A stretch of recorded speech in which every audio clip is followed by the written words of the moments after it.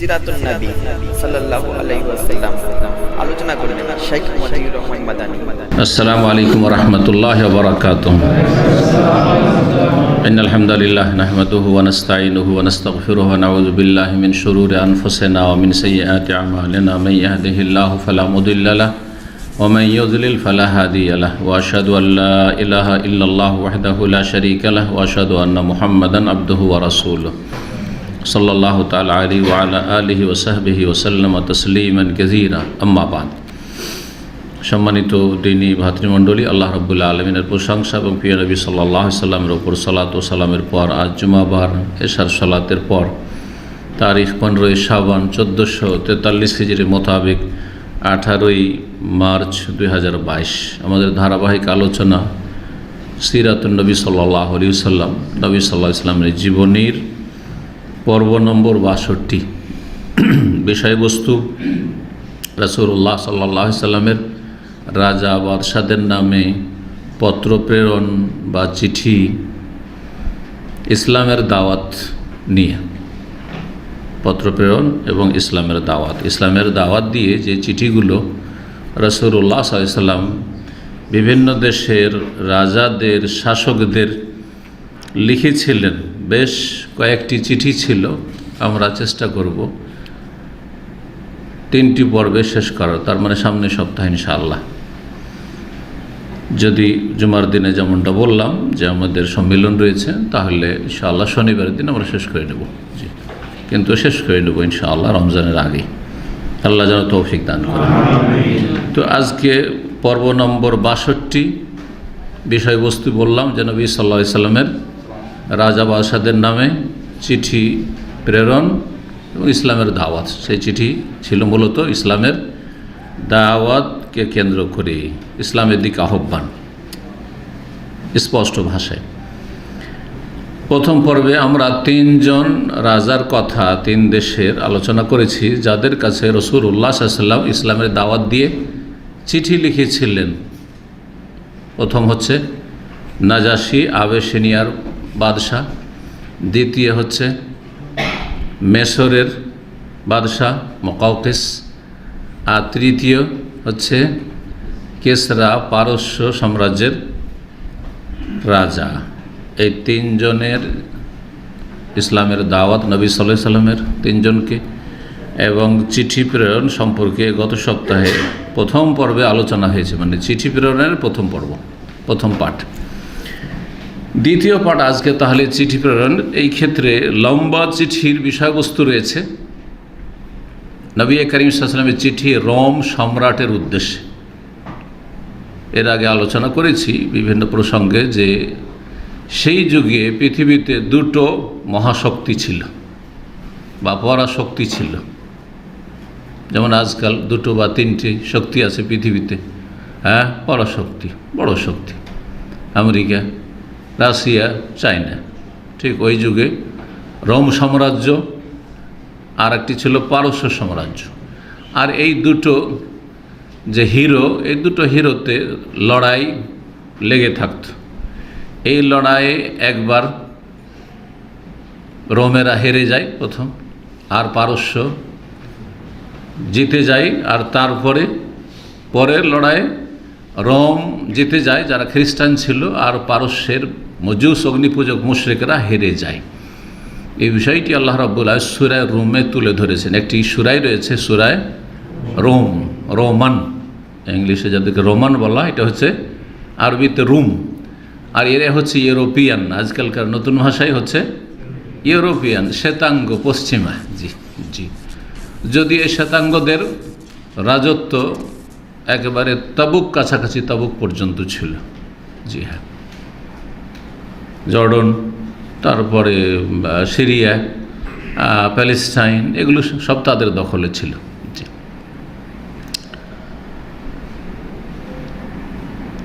তো আজকের চিঠি হচ্ছে কার নামে বললাম? রোম সম্রাটের উদ্দেশ্যে রাসূলুল্লাহ সাল্লাল্লাহু আলাইহি সাল্লামের চিঠি এবং ইসলামের দাওয়াত। চিঠি লিখে রাসূলুল্লাহ সাল্লাল্লাহু আলাইহি সাল্লাম। চিঠির বিষয়বস্তু ছিল বিসমিল্লাহির রহমানির রহিম। শুরু করছি আল্লাহর নামে, যিনি পরম করুণাময়, অতি দয়ালু, যিনি রহমান, যিনি রহিম। নবী সাল্লাল্লাহু আলাইহি ওয়াসাল্লাম রাজাদেরকেও বিসমিল্লাহির রহমানির রহিম দিয়ে চিঠি লিখতেন। 786 লিখা শিরক, এবং তাতে শিরক লুকায়িত আছে। 786 ফুল ফর্ম হচ্ছে, মানে অঙ্ক হচ্ছে হরে কৃষ্ণ, যেটা অনেক অজ্ঞরা জানে না, অনেক জাহেল মোল্লারাও জানে না, যারা শিরকি কথা লেখা শিখিয়েছে জাতিকে। তো আমাদের বাঙালি জাতি বা ভারতীয়রা যে 786 লিখে যেন হরে কৃষ্ণ লিখে রেখেছে গাড়ি বাড়িতে, চিঠিপত্রে, আর একটা চিঠিতে সুন্নত বিরোধী কথা লিখে, সেটা শিরক তো নয়, কিন্তু অবশ্যই বিদআত। সেটা হচ্ছে এলাহি ভরসা। এগুলো আগের চিঠির গদ ছিল। ছোটোকালে একটা আমাদের বাড়িতে একটা চিঠির বই ছিল, চিঠি লেখার অভ্যাস, বাংলায় বই ছিল আমার আব্বার কাছে। তো আমার আব্বা যখন আমরা ছোটোতে 12-13 বছর, তখন আমাকে ওইভাবে শিখেছে যে এই বই থেকে চিঠি লেখা শেখ। চিঠি পড়তাম, চিঠি লিখতে অভ্যস্ত হতাম, হ্যাঁ, যে কীভাবে কাকে সম্বোধন করে, হ্যাঁ, অফিসিয়াল চিঠি কেমন হয়, ব্যক্তিগত বন্ধুকে কেমন চিঠি হয়, বড়োদের বাপ চাচা এরকম যারা শ্রদ্ধাভাজন তাদের কেমন চিঠি হয়, যারা ছোট তাদেরকে কীভাবে সম্বোধন করা ইত্যাদি সব শেখানো হয়েছে। কিন্তু এইসব চিঠিতে কি লেখা ছিল? 786 ছিল না, ভালো করে মনে আছে, কিন্তু সবগুলিতে এলাহি ভরসা লেখা ছিল। এলাহি ভরসা বেদাত এটি। জি, বিসমিল্লাহির রহমানির রহিম। মুসলিমকে চিঠি লিখেন আর অমুসলিমকে লিখেন, কি লিখবেন? বিসমিল্লাহ রহমানির রহিম। জি, বিন মুহাম্মাদিন আবদুল্লাহ ওয়া রাসূলি। আর একটি তরিকা হচ্ছে যে প্রেরকের নাম আগে আসবে, প্রাপকের নাম আগে না। জি, আমরা টু লিখি আর ফর্মটা শেষখানে ইতি অমুক, কিন্তু ইসলামের তরিকা কি? আগে যিনি প্রেরণ করেছে তার নাম দিয়ে শুরু হবে। নবী সাল্লাল্লাহু আলাইহি ওয়াসাল্লামের চিঠি এরকম ছিল, প্রত্যেকটা চিঠি, আগের যে 3টি চিঠি সেটা তো এরকম ছিল। মিন মুহাম্মাদিন, মুহাম্মদ সাল্লাল্লাহু আলাইহি ওয়াসাল্লাম যিনি আল্লাহর বান্দা এবং তার প্রেরিত রাসূল, তার পক্ষ থেকে এই চিঠি প্রেরিত হচ্ছে এলা হেরাকল, হেরাক্লিয়াস যাকে ইংরেজিতে বলা হয়, হেরাকল আরবিতে, তার কাছে। আজিমের রোম, যিনি রোম সম্রাট, রোমের মহান ব্যক্তি, রোম সম্রাট। গত সপ্তাহে বলেছি এই বিষয়টি যে নবী করিম সাল্লাল্লাহু আলাইহি ওয়াসাল্লাম বড় অমুসলিমদেরকেও শ্রদ্ধার ভাষায় সম্বোধন করেছেন। এটা হচ্ছে ইসলামী আচরণ, এটা হচ্ছে মানুষকে আকৃষ্ট করা, ঘৃণা না ছড়ানো।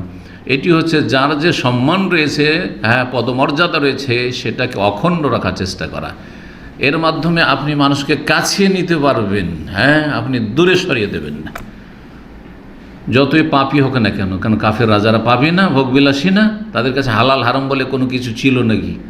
তারপরে যেহেতু তাদের পদমর্যাদা রয়েছে, সুতরাং তাদেরকে ওইভাবে সম্বোধন করা হয়েছে। এটা হচ্ছে আল্লাহ রাব্বুল আলামিনের শিক্ষা কোরআনে কারিমে। জি, মূসা আলাইহিস সালামকে ফেরাউনের মতো এত বড় তাগুত, এত বড় জালেম, সীমালঙ্ঘন করি, তার কাছেও আল্লাহ পাঠাচ্ছেন, আবার শিখিয়েও দিচ্ছেন। ইযহাব ইলা ফিরআউনা ইন্নাহু তাগা, যাও ফেরাউনের কাছে, সে সীমা লঙ্ঘন করেছে, বহু বাড়াবাড়ি করেছে, নিজেকে রব বলে দাবি করেছে, নিজেকে এলাহ উপাস্য বলে দাবি করেছে। তাহলে সে কত বড় তাগুত ছিল। আজকাল পৃথিবীতে কোনো রাজা নিজেকে বলবে আল্লাহ, নিজেকে বলবে রব, এরকম কেউ নেই, হ্যাঁ, যদিও অহংকারী আছে, জালেম আছে, কিন্তু এই ছিল সে ফেরাউন। তারপরও আল্লাহ কি বলেছেন মূসাকে এবং তার ভাইকে সম্বোধন করে, কখনো দ্বিবচন দিয়ে, কখনো একবচন দিয়ে, তার কাছে যাও, যেতে হবে। তাহলে দাওয়াত দেওয়ার জন্য প্রয়োজনে কি করতে হবে? যেতে আসবে, শুধু শিখাবো না, যেতেও হবে। জি, এটাও শিখেছেন, ইযহাব, যাও। আর কি? ফাকুলা লাহু কাওলান লাইয়িনান, নম্র ভাষায় কথা বলো, রূঢ় আচরণ করিও না, কর্কশ ভাষায় কথা বলিও না। আল্লাহ জানছেন ভালো করে যে ফেরাউন কোশ্চিন কালো হেদায়েত হবে না, আল্লাহ জানা ছিল না? নাউজুবিল্লাহ। যদি করে আল্লাহর জানা ছিল না তো কুফর এটি। আল্লাহ তো সবই জানে, আল্লাহ তো জানছেন যে ফেরাউন কিয়ামত হয়ে গেল, ও হেদায়েত হবে না, জানছেন আল্লাহ রাব্বুল আলামিন যে এই কুফরের অবস্থায় মরবে এবং তার এই দুর্দশা হবে, সে ডুবে ধ্বংস হবে, সব জানছেন না আল্লাহ রাব্বুল আলামিন? সব নকশা তৈরি আছে আল্লাহর কাছে, তকদিরে সব লেখা আছে। তো আল্লাহ রাব্বুল আলামিন তো প্রথমে বলতে পারেন যে এর পেছনে মেহনত করে লাভ নেই, এর কাছে গিয়েও লাভ নেই, অন্য জায়গায় মেহনত করো, তাই না? করলেন, এতে আমাদের কি শিক্ষণীয় নয় যে আমাদের কাজ আমাদের করে যেতে হবে? যতই কট্টরপন্থী হোক, যতই বড় জালেম হোক, আর যতই বড় গোঁড়া হোক, মুশরিক, মাজার পূজারি হোক, আপনার আত্মীয় স্বজন আছে, অনেকে আছে, চেষ্টা করেন আপনি না তার খারাপ আচরণ, এত অহংকারী, এ তো হেদায়েতই হবে না, এ তো কোনো কথা শুনতেই চায় না। আরে শোনক না শোনক সেটা তার কাজ, আর আপনার কাজ হচ্ছে চেষ্টা চালিয়ে যাওয়া আর আপনার কথা তার কান পর্যন্ত পৌঁছে দেওয়া। কমপক্ষে আল্লাহর হুজ্জত কায়েম হলো, কিয়ামতের দিন বলতে পারবেন যে আমি তো জানতাম না, কেউ বলেনি। আপনাকে আমাকে যেন আসামের কাঠগড়ায় হাজির না করতে পারে, কেন আমাদেরকে জানায়নি, বলেনি কেন? আমরা তাওহীদ থেকে বঞ্চিত ছিলাম, তাওহীদের কথা কোনোদিন শোনেনি, আমরা সুন্নাতের কথা কোনোদিন শোনেনি, কেউ শোনায়নি এগুলো, এই কথা বলার যেন সুযোগ না থাকে। জি, আপনার কাজ আপনাকে করতে হবে। হেদায়েত হবে না হবে সেটা আল্লাহ জানেন, আর সেটা আপনার উপর ছেড়ে দেওয়া হয়নি, আপনার কাজ আপনাকে করতে বলা হয়েছে। জি হ্যাঁ, আল্লাহর কাজ আল্লাহ করবেন, কাকে হেদায়েত করবেন কাকে হেদায়েত করবেন না সেটা আল্লাহর রব্বুল কাজ। জি, আল্লাহ জানছেন হেদায়েত, তারপরে বলছেন লাআল্লাহু ইয়াতাযাক্কার, সম্ভবত সে উপদেশ নেবে, আও ইয়াখশা, অথবা ভয় পাবে, মানে আল্লাহকে ভয় করবে। আল্লাহর ভয় কখনো পয়দা হইতে পারে, আল্লাহর কোনো সন্দেহ ছিল নাকি যে ভয় পয়দা হবে কি হবে না? তিনি জানছে ভয় জীবনে তার অন্তরে আসবে না। তারপরে বলছেন যে এটাই স্বাভাবিক, যে কোনো মানুষের কাছে দাওয়াত গেলে সম্ভাবনা আছে, উপদেশ নেওয়ার সম্ভাবনা আছে তার অন্তরে আল্লাহ ভীতির, যে আল্লাহর ভয় ঢুকতে পারে। সুতরাং বাহ্যিক এইটা দেখে তোমরা কাজ করে যাও। তো এটি হচ্ছে আল্লাহ রাব্বুল শিক্ষা, এটি হচ্ছে রাসূলুল্লাহ সাল্লাল্লাহু আলাইহি ওয়াসাল্লামের উত্তম আদর্শ, সেটা আমাদেরকে দাওয়াতের ময়দানে গ্রহণ করতে হবে। যারা গুমরাহ পথভ্রষ্ট হয়ে রয়েছে, সে মুসলিম সমাজের গুমরাহ পথভ্রষ্ট হোক, বিভিন্ন রকম পথভ্রষ্ট আছে, জি, বেনামাজি বেদিন, হ্যাঁ, অথবা বাতিল ধর্ম পালন করে, শিরক বেদাতের ধর্ম পালন করে, ধার্মিক কিন্তু শিরক বেদাতের ধর্মে ধার্মিক, সবাই তো আমাদের ক্ষেত্র। এদের কিন্তু হেদায়েত করতে হবে, জাহান্নামের রাস্তা থেকে নিয়ে আসার চেষ্টা করতে হবে। সবাই যে হেদায়েত হবে কখনো হবে না, কিন্তু চেষ্টা করে যেতে, এবং তাদের যথাযথ সম্মানের খেয়াল রাখতে হবে, ভালো আচরণ করতে হবে। আজিমের রোম সম্রাটকে আমি চিঠি লিখছি, কি তারপরে সালামুন আলা মান ইত্তাবাল হুদা, অমুসলিমকে চিঠি লিখে আসসালামু আলাইকুম বলা জায়েজ নয়।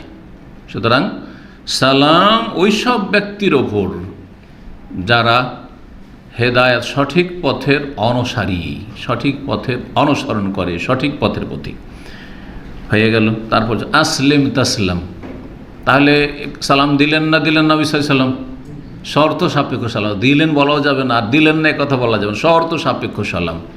হেদায়েতের পথ যদি গ্রহণ করো, বেছে নাও, তাহলে সালাম। মুসলিম হয়ে গেলে এই সালাম রইল, আর না হইলে সালাম না, শর্ত সাপেক্ষ সালামুন আলা মান ইত্তাবাল হুদা।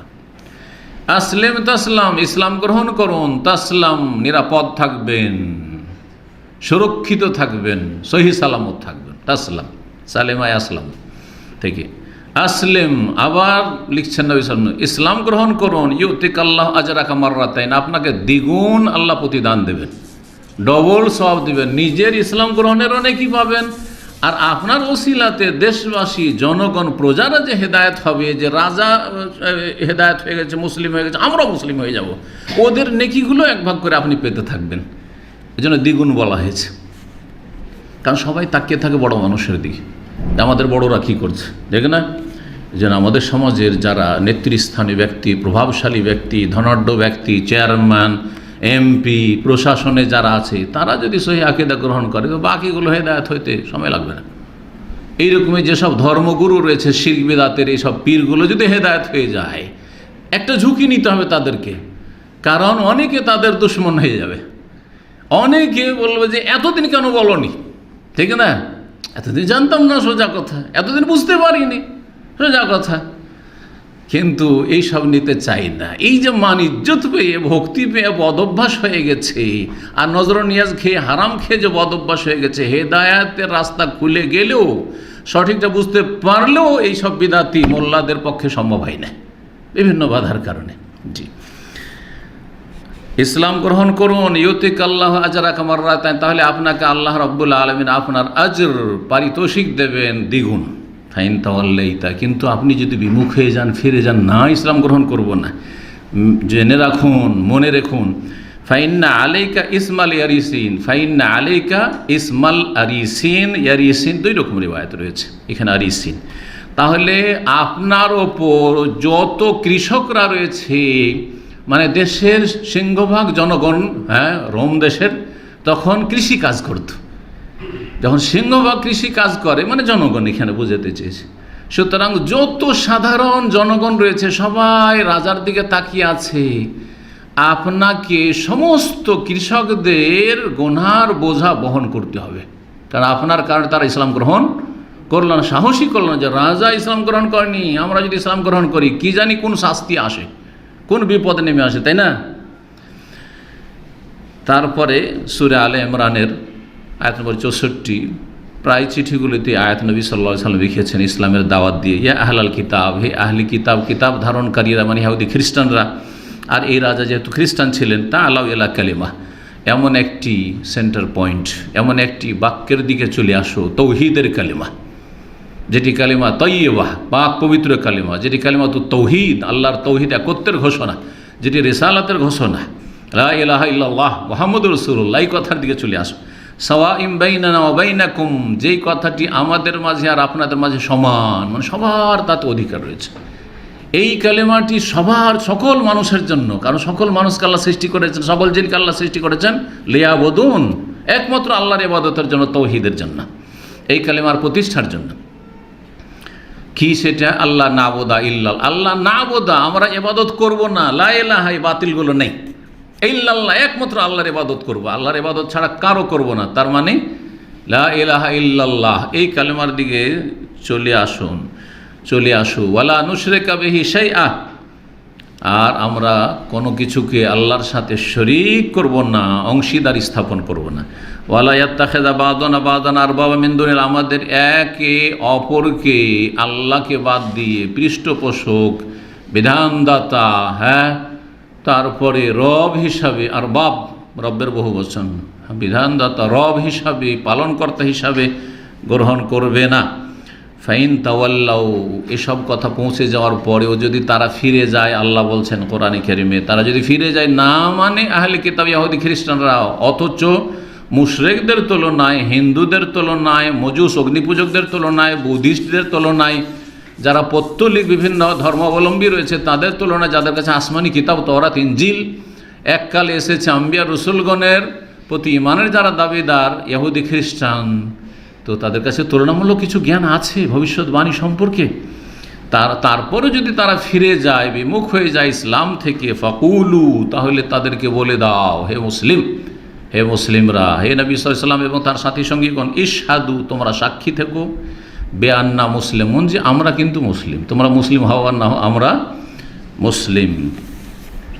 এই চিঠি নবী করিম সাল্লাল্লাহু আলাইহি ওয়াসাল্লাম বিখ্যাত সাহাবী দাহিয়া ইবনে খলিফা আল কালবি, বানু কালাব বংশের দাহিয়া নামক এক সাহাবী ছিলেন, যিনি দেখতে অত্যন্ত সুন্দর ছিলেন, এবং এই তার সৌন্দর্যের কারণে জিবরাইল আলাইহিস সালাম যখন মানুষের রূপ ধরে আসতেন, তখন দাহিয়ার সুরতে আসতেন, দাহিয়া কালবির আকার ধরে, রূপ ধরে আসতেন, যখন মানুষের রূপে আসতেন বেশিরভাগ সময়।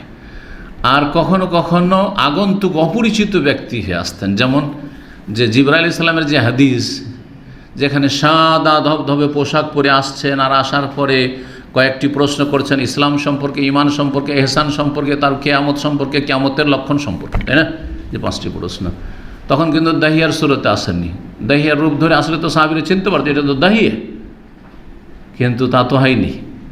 যখন চলে গেলেন জিবরাইল আলাইহিস সালাম মানুষের রূপ ধরে এসব প্রশ্ন করে শিখাবার জন্য এসেছিলেন, যে এই প্রশ্নগুলির মাধ্যমে সাহাবারা দর্শে বসে আছে শিখুক, কারণ সবাই তো আর প্রশ্ন করতে জানে না, প্রশ্ন করারও একটা যোগ্যতা লাগে, সুন্দর প্রশ্ন করার জন্য।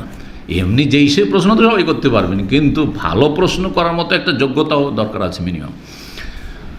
তো শেখাবার জন্য এসেছিলেন এগুলো, যে গুরুত্বপূর্ণ প্রশ্ন, এগুলি হচ্ছে দিনের মৌলিক বিষয়, এগুলি হচ্ছে আসলে দিন আর দিন কায়েম করা, দিন প্রতিষ্ঠা করা। তো প্রশ্ন করার পরে অপরিচিত ব্যক্তি, আর কেউ চেনে না, আবার কেউ চেনে না, দূর থেকে আসলে কাপড়ে ধুলো ময়লা থাকবে, আর তারপর উস্কো খুস্কো হয়ে থাকবে, চুলগুলি বিক্ষিপ্ত থাকবে, তাও না এত সুন্দর হয়ে সে যে আছে, মনে হচ্ছে এখান থেকে কোথা থেকে গোসলখানাতে পরিষ্কার পরিচ্ছন্ন হয়ে এসছে, আবার চিনতে কোনো পারি না, মদিনার লোক হলে তো চিনবো, চাও চেনা যাচ্ছে না, তো অবাকও হচ্ছেন। তাহলে তিনি দাহিয়ার সুরতে সেদিন আসেননি, আগন্তুক অপরিচিত ব্যক্তির সুরতে সেদিন এসেছিলেন। জি, তো এটা ব্যতিক্রম, কিন্তু অধিকাংশ সময় নবী করিম সাল্লাল্লাহু আলাইহি ওয়াসাল্লামের কাছে মানুষের রূপ ধরে আসলে দাহিয়া কালবির সুরতে আসতেন। তো দাহিয়া বিন খালিফা কালবিকে পাঠিয়েছেন রাসূলুল্লাহ সাল্লাল্লাহু আলাইহি ওয়াসাল্লাম চিঠি নিয়ে, দূত। তাহলে তিনি যে চিঠি নিয়ে যায় তাকে কি বলে? দূত। এই জন্য এক দেশের আর এক দেশে গিয়ে প্রতিনিধি হিসেবে যারা কাজ করে তাদের কি বলা হয়? রাষ্ট্রদূত। হ্যাঁ, রাষ্ট্রীয় যেহেতু দূত, রাষ্ট্রের পক্ষ থেকে কোনো মেসেজ যদি পৌঁছাতে হয় তো রাষ্ট্রদূতের মাধ্যমে পৌঁছানো যায়। জি, তারপরে চিঠিটা সরাসরি তো রাজার কাছে পৌঁছাতে পারছেন না, কারণ রাজার কাছে পৌঁছা অত সহজ বিষয় নয়। কিন্তু রাজার যে প্রতিনিধি কোনো স্টেটের প্রদেশের গভর্নর রয়েছে তার কাছে পৌঁছা তুলনামূলক অনেক সহজ, তাই না? যেমন আপনাদের অনেকের জন্য এমপি পর্যন্ত পৌঁছা সহজ, তাই না? হ্যাঁ, আপনার এলাকার একজন এমপি এবার মন্ত্রী হয়েছে, তার পর্যন্ত পৌঁছা অনেকটা সহজ, সাধারণ মন্ত্রী। কিন্তু যদি প্রধানমন্ত্রী হয়, রাষ্ট্রপতি হয়, তাহলে রাষ্ট্রপতি ভবনে আর প্রধানমন্ত্রীর অফিসে পৌঁছাটা অত সহজ বিষয় নয়। জি, তো এত বড় রোম সম্রাটের কাছে পৌঁছা, তার রোম সম্রাট এখানে থাকে না, ইউরোপে থাকে, মাঝে মাঝে আসে প্যালেস্টাইনে বাইতুল মুকাদ্দাসে, তো অত দূরে যাওয়াটাও জটিল ছিল। তো নবী সাল্লাল্লাহু আলাইহি ওয়াসাল্লাম তাকে বললেন যে এই চিঠিটা নিয়ে গিয়ে বুসরা, শাম দেশে বুসরা নামক একটি শহর রয়েছে, সেই শহরের যে সম্রাট রয়েছে বা মন্ত্রী রয়েছে, গভর্নর রয়েছে, এখানে আজিম মানে গভর্নর, কারণ রাজার পক্ষ থেকে এক এক প্রদেশের যিনি আছেন হয় গভর্নর, তাকে বলবেন, আর না হলে বলবেন যে আপনার মুখ্যমন্ত্রী, যেমন ভারতে যে পরিভাষাগুলি রয়েছে, চিফ মিনিস্টার, তার কাছে পৌঁছে দাও। আর সে পৌঁছে দিবে কার কাছে? কাইসার, যে রোম সম্রাট, তার কাছে। লিয়াদফা ইলা কাইসার। আচ্ছা, রোম সম্রাটের উপাধি কী ছিল এ কথা বলা হয়নি, এর আগে কিন্তু বলেছি যে আবেসিনিয়ার সম্রাটের উপাধি ছিল নাজাসি। তারপরে আপনার কিসরা, যে পারস্য দেশের রাজার উপাধি ছিল কিসরা। জি হ্যাঁ, তো এইভাবেই রোম সম্রাটের নাম ছিল হেরাক্ল বা হেরাক্লিয়াস, এটা নাম। আর যে কেউ রাজা হবে রোম দেশে, রোম সাম্রাজ্যের, তার একটা উপাধি ছিল, সেই উপাধিটা ছিল কাইসার। কি ছিল? কাইসার। তো কাইসারের কাছে পৌঁছে দেবে, রোম সম্রাটের কাছে পৌঁছে দেবে কে? এই যে গভর্নর রয়েছে, গভর্নর পৌঁছে দিবে তখন। জি, ওই সময় রোম সম্রাট, সেই রোম সম্রাট কোথায় থাকতো?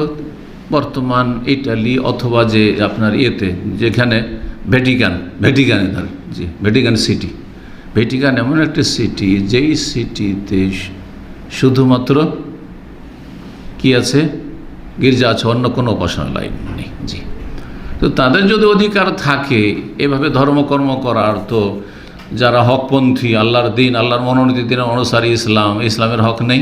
যেমন একটি শহর থাকবে যেখানে কোনো কাফের মুশরিক প্রবেশ করবে না, সেটা হচ্ছে হারামের এলাকা, মক্কাতুল মুকাররমা বা হারমাইন শরীফে। জি, তো ওই সময়টাই কিন্তু কাইসার, রোম সম্রাট, হেমসে এসেছিলেন, বা হেমস থেকে, হেমস হচ্ছে একটি প্রসিদ্ধ শহর, এখনও হেমস নামে শহর আছে। কোথায়? শাম দেশে, মানে সিরিয়াতে, বর্তমান সিরিয়াতে। এই হেমস থেকে তিনি বাইতুল মুকাদ্দাসে এসেছিলেন, বাইতুল মুকাদ্দাসে এসেছিলেন পায়ে হেঁটে। হেমস থেকে কোথায় হেঁটে এসেছিলেন? প্যালেস্টাইনে পায়ে হেঁটে এসেছিলেন। কিসের জন্য? আল্লাহ তাআলার শুকরিয়া জ্ঞাপনে। যুগে যুগে এরকম শুকরিয়ার তরিকা, অনেকে এরকম কাজ করে যে আমার এই কাজটা হয়েছে, সুতরাং একটা কঠিন পরিশ্রমী মেহনতি একটা ইবাদত করব। করে না অনেকে করে, যেটা কষ্টকর, কিন্তু মানত করে নিয়ে থাকে অনেকে। তো শুকরানা স্বরূপ পায়ে হেঁটে আমি পবিত্র ঘরে যাব। আর ইহুদি খ্রিস্টানদের কাছে, আহলে কিতাবদের কাছে পবিত্র ভূমি হচ্ছে প্যালেস্টাইন, প্যালেস্টাইনের বিশেষ করে মসজিদ আকসা বা বাইতুল মুকাদ্দাস। তো বাইতুল মুকাদ্দাসে পায়ে হেঁটে তিনি এসেছিলেন। কিসের জন্য? কিসের শুকরিয়া ছিল? ওই যে রোম বিজয়ী হয়েছে পারস্য দেশের উপর, অগ্নিপূজকদেরকে পরাজিত করেছে, এবং রোম কি হয়েছে, অমিন বাদে গালাবেহিম সায়াগলিবুন, আল্লাহ রাব্বুল যে বর্ণনা করেছেন যে তারা শীঘ্রই বিজয় হবে, এই বিজয় লাভ করেছিল সেই সময়টাই।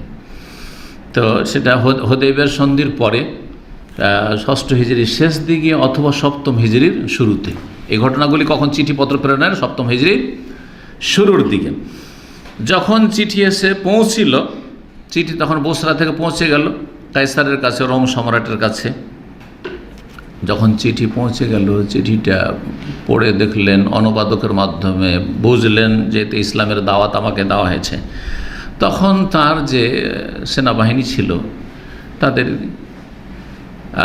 কিছু সদস্যকে বললেন যে যাও, একজন আরব ব্যক্তিকে খুঁজে নিয়ে আসো, বিচক্ষণ আরব ব্যক্তি খুঁজে নিয়ে এসো, তারা তো ব্যবসা বাণিজ্য করার জন্য আমাদের দেশে সামদেশে আসে, খুঁজে নিয়ে এসো যার বাড়ি মক্কায়, আর যেই ব্যক্তি নিকট আত্মীয় হতে পারে এই নবীর, যেই নবী দাবি করেছে যে আমি নবী রসুল হয়ে এসেছি, এইরকম ব্যক্তিকে খুঁজে নিয়ে আসো, যে নবী সাল্লাল্লাহু আলাইহি ওয়াসাল্লামকে চেনে এবং নবী সাল্লাল্লাহু আলাইহি ওয়াসাল্লামের যদি আত্মীয় হয় তাহলে আরও ভালো, এইভাবে খুঁজে নিয়ে এসো।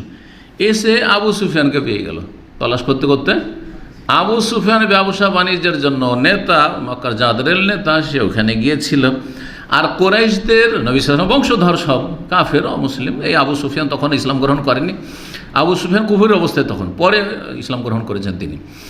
তো আবু সুফিয়ানকে পেয়ে গেল, তার সাথে কিছু লোকেরা কোরাইশ রয়েছে, তাদেরকে সবাইকে সেনাবাহিনী কী করলো, হাজির করে দিয়ে এসে হেরাক্লিয়াসের কাছে, সেই রোম সম্রাটের কাছে। হেরাক্ল তখন নিজের দরবার বসালেন, মন্ত্রী সভা বসলো, আর সেখানে এই আবু সুফিয়ানকে হাজির করে আবু সুফিয়ানের সাথী সঙ্গীদেরকে হাজির করা হলো। আর তারপরে রোম দেশের যে বড় বড় নেতৃস্থানীয় ব্যক্তি, মানে যারা সেখানকার আপনার সংসদ সদস্য বলতে পারেন, সংসদ সদস্য, তাদের উপস্থিতিতে চারিদিকে সব বসে আছে। আর তারপরে জিজ্ঞেস করলেন সে রোম সম্রাট যে আইয়ুহুম আকরাবু ইলাইহি সাল্লাল্লাহু আলাইহি নাসাবান, এই ব্যক্তি যিনি আমার কাছে চিঠি পাঠিয়েছেন তার নাম মুহাম্মদ সাল্লাল্লাহু আলাইহি সাল্লাম, তার নিকট আত্মীয় তোমাদের মধ্যে কে আছে বলো, সবচেয়ে নিকটের কে আছে আত্মীয়তার দিক থেকে। তখন যে সব সাথী সঙ্গীরা ছিল আবু সুফিয়ানের সাথে, সবাই ইঙ্গিত করলো কার দিকে, আবু সুফিয়ান। আবু সুফিয়ান নেতাও তাদের মধ্যে, প্রভাবশালী ব্যক্তি, আর আবু সুফিয়ান আবার নিকট আত্মীয় নবী করিম সাল্লাল্লাহু আলাইহি ওয়াসাল্লামের। এই যে আবু সুফিয়ান, তখন আবু সুফিয়ানকে তখন বলে তুমি কাছে এসে বসো, সামনে কাছে এসে বসো। আর বাকি যে লোকেরা সাথী সঙ্গীরা ছিল আবু সুফিয়ানের, সবগুলো বলে তোমরা পিছনে বসে থাকো, এবং তাদেরকে ভালো করে সতর্ক করে দিল যে তোমরা তার সাথে বসে থাকো। আর তারপর রাজা বললেন একথা, ইন্নী সাইলুন হাদান হাদার রাজুল, এই লোককে আবু সুফিয়ানকে আমি জিজ্ঞাসা করব এই ব্যক্তি সম্পর্কে যে আমাকে চিঠি লিখেছে, অর্থাৎ মুহাম্মদ সাল্লাল্লাহু আলাইহি ওয়াসাল্লাম সম্পর্কে জিজ্ঞাসা করব, কিন্তু এখনই বিভিন্ন প্রশ্নগুলি। ফাইন কাযাবানি, যদি আমাকে মিথ্যা কথা বলে, কোনো মিথ্যা তথ্য দেয়, ফাকাযযিবুহু, সাথে সাথে তোমরা কিন্তু বলে দিবে আমাকে। তোমাদেরকে বলা থাকলো একটা কথা যদি মিথ্যা বলে সাথে সাথে বলবে যে মিথ্যা বলছে, নাহলে পরে যদি প্রমাণ হয়ে যায় তোমাদের খবর আছে কিন্তু। জি, আবু সুফিয়ান এই কথা শুনে, আর এমনিও আরবরা মুশরিক হইল সেই যুগে, মুশরিক কট্টর কাফের, রাসূলের দুশমন, কিন্তু মিথ্যা কথা বলা তাদের জন্য বড় আইবের বিষয়, দোষণের বিষয় ছিল। কিছু কিছু ভালো চরিত্র আরবদের ছিল, তাদের স্বভাবটা ছিল বেদুইন স্বভাব। আর বেদুইনরা হয় কি, সাদা সিধে, এদিক সেদিক বুঝে না। এই কাল পর্যন্ত এই যে কফালা খাওয়া, এগুলো বিদেশিরা শিখিয়েছে, ইন্ডিয়ার, বাংলাদেশ, পাকিস্তানিরা শিখিয়েছে কফালা খাওয়া। আরবরা কফালা বুঝতো না। এক সময় আমি থেকেছি আল কাসেম মদিনা ইউনিভার্সিটিতে, যখন থেকেছি তখন তো ইউনিভার্সিটির গণ্ডিতে থেকেছি, তখন সৌদিদের সাথে অত পরিচয় না, শুধু ওস্তাদ যারা আছে ইউনিভার্সিটির লেভেলে তাদের সাথে পরিচয়। পরে যখন আসলাম 2 বছর প্রায় ছিলাম এতে আল কাসিমে, তখন একটু সৌদিদের সাথে চেনা পরিচয়, দেখা সাক্ষাৎ, দাওয়া সেন্টারে কাজ করতে এসে আল্লাহ রুজি রেখেছিলেন। তো সেখানে দেখলাম যে কেউ ভিসা বিক্রি করে না, সব ফ্রিতে ভিসা দিত। এখানে ফ্রিতে ভিসা নিয়ে যায় আর ওখানে বিক্রি করে। তখন বিক্রি হইতো, তখন 2000 ফিসও লাগতো না, এমনি ফ্রিতে ভিসা পাওয়া যেত, 50-100 কিছু খরচ হইতো, কি হইতো না মনে নেই ঠিকভাবে, ফ্রি একামা ফিস 5 রিয়াল অথবা 10 রিয়াল এরকম কিছু ছিল, তারপরে 100 হইলো, 100 সম্ভব তখন হয়ে গেছিলো। 5 থেকে নিয়ে 100 হয়ে গেছিল। যে এখন কত লাগছে? 8,500, হ্যাঁ 9,000, 9,400, মানে ওটা ইয়ে দিয়ে মনে হয়, তামিন ইন্স্যুরেন্স দিয়ে নাকি, খালি একামতে চিন্তা করে। আল্লাহু আকবার। তখন 100 টাকা লাগতো ভালো করে, মকতুবুল আমালের কার্ডটা হবে 100 রিয়াল, আর কিচ্ছু লাগতো না। ভালো করে মনে আছে, আমাকে কত লোক অফার করেছে যে এই যে মাজারের ভিসা আছে, তো এই আছে সে আছে, ভিসাগুলি নিয়ে যান, লোক এনে দেন, ফ্রি, 1 পয়সা দেবে না। ওই ভিসাগুলি নিয়ে গিয়ে বাংলাদেশে গিয়ে মিনিমাম 2,000, 3,000, 4,000 বিক্রি করতো। অধিকাংশ ভিসাগুলি সেই যুগ সস্তা ছিল। আজকে থেকে কত বলছি আমি, 93 তো পাশ করলাম, 94, 95 কথা বলছে, 94, 95, 96 এই সময়গুলোতে ভিসা ফ্রি দিত, আর নিয়ে গিয়ে 2,000, 2,500 করে বিক্রি করতো। জি, তো কে শিখেছে এগুলো? এ বেদুইনরা সাদা সিধে, এগুলো বুঝতো না। আবার ভিসাও বিক্রির জিনিস, সরকার আমাদেরকে দিয়েছে বালাস ফ্রি, আর এগুলো আবার বিক্রি, এটাও জানতো না। আবার লোক এনে আবার কফালা খাওয়া, এটাও জানতো না। তারা বোঝা গেছে এটা যে দরদাম বাড়াইতে হবে, আচ্ছা ও 2,000 দিচ্ছে, আমি 2,500 দেবো, এগুলো কে শিখিয়েছে সব? জি, তা ঘুষ খাওয়া, এগুলো বিদেশিরা শিখিয়েছে, এসব ছিল না দেশে। কথা বোঝা গেছে। তারপরে মানুষের যখন বদ অভ্যাস হয়ে যায় হারাম খেয়ে, তখন আবার প্রকৃতি, মানুষের নেচার বিকৃত হয়ে যায়, তখন একাকার হয়ে যায়, তখন সব এরকমটা হয়েছে। আল্লাহ হেফাজত করে সব থেকে। তো কি বলছিলাম,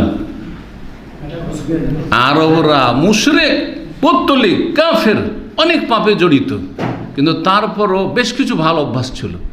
যেমন তাদের মধ্যে জেনা ব্যভিচার। আপনারা ভাবছেন যে মনে হয় সবাই জেনা ব্যভিচার করতো, না, স্বাধীন মহিলা কেউ জেনা ব্যভিচার করতো না, ঘৃণা নজরে দেখতো। তাদের মাঝে জেনা ব্যভিচারে লিপ্ত কে থাকতো? দাসীগুলো।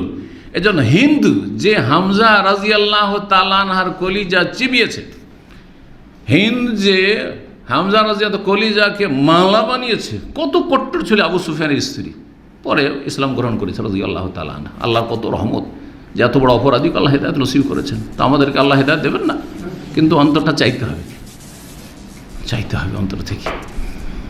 তো সেই হিন্দ যখন ইসলাম গ্রহণ করলেন, নবী সাল্লাল্লাহু আলাইহি সাল্লাম তখন যে ওই যে বায়াতের যে কন্ডিশনগুলো আছে, যে মহিলার কেউ ইসলাম গ্রহণ করে তাহলে ওয়ালা ইয়াজনিনা, হ্যাঁ, লা ইউশরিকুনা বিল্লাহি শাইআন, আল্লাহর সাথে শরীক করবে না, ওয়ালা ইয়াসরিকুনা, চুরি করবে না, চুন্নি হবে না, ওয়ালা ইয়াজনিনা, জেনা ব্যভিচার করবে না। এই যে আয়াত আছে না সূরা মুমতাহানাতে, পরীক্ষা নাও, যদি এগুলো মেনে নেয় তাহলে তার ইসলাম গ্রহণযোগ্য, না হলে রিজেক্ট।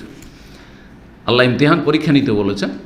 যখন এই আয়াত পড়ে শোনাইল, তখন অবাক হয়ে জিজ্ঞেস করছেন, হিন্দা অবাক হয়ে জিজ্ঞাসা করছেন, তার মানে জানাই নেই। বলছে আওয়া তাজনিল হুররা, তো আরে স্বাধীন মহিলা, স্বাধীন মহিলা আবার জেনা করতে পারে, ব্যভিচারে লিপ্ত হয়।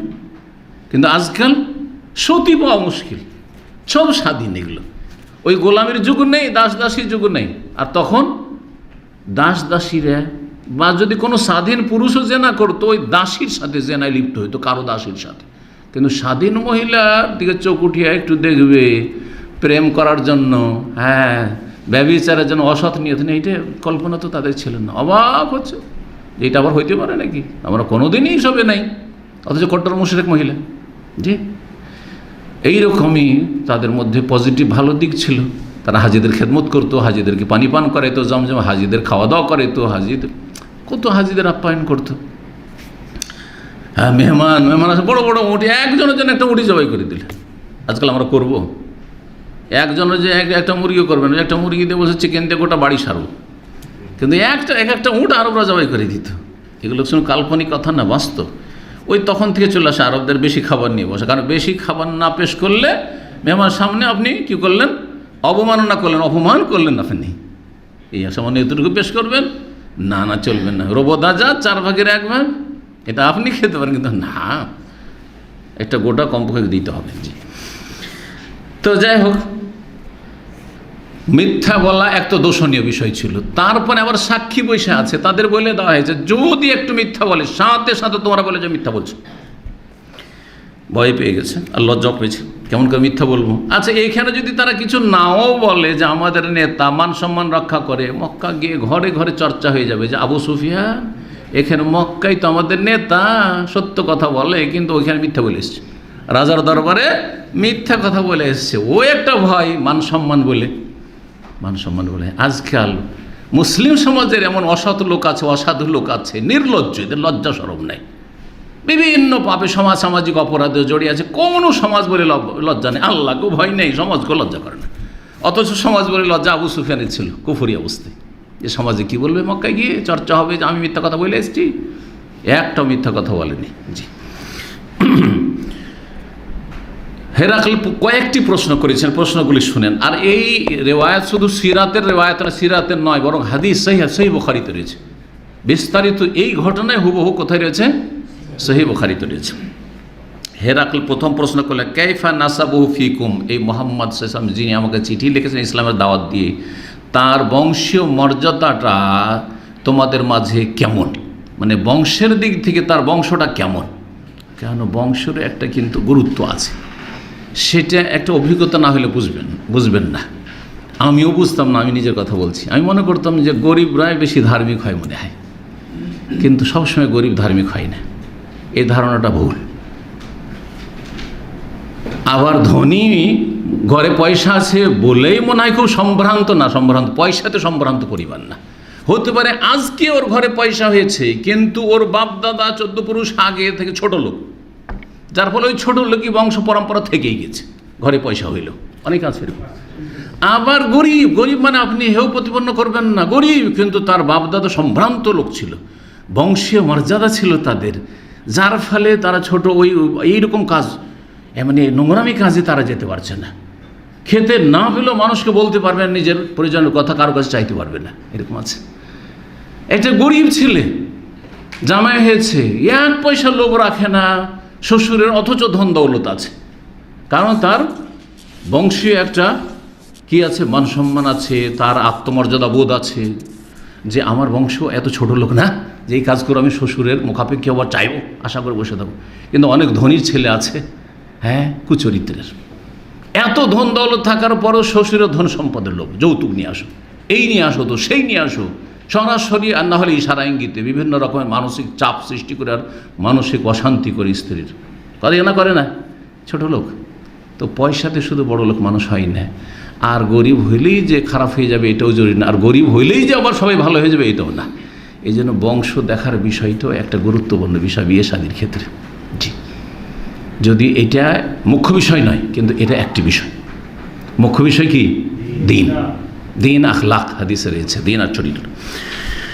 তো প্রথম প্রশ্ন যে বংশের দিক থেকে এই লোক কেমন, তার বংশ কেমন? ফাকাল্লাহ বলছে, হোয়াফিন আজুনা সাব, তিনি বড় উঁচু বংশের লোক।